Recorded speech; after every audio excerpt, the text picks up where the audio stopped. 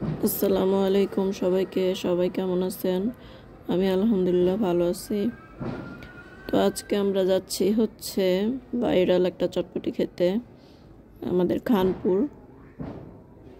কিছুদিন যাবত এই চটপটিটা অনেক ভাইরাল হয়েছে, তো আজকে আর কি যাচ্ছি। তো এই যে চলে আসলাম চটপটি খেতে।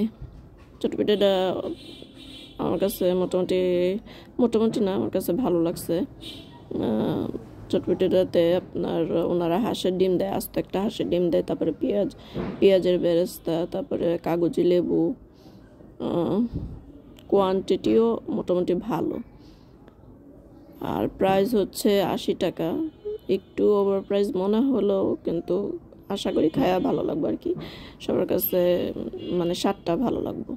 তবে এটার সাথে যদি বোম্বাই মরিচটা দিত তাহলে আরও ভালো লাগতো। ওই যে বলে না, সোনায় সোহাগা আর কি, ওই রকম হইতো আর কি। বোম্বাই মরিচটা দিলে আরও ফ্লেভারফুল হইতো।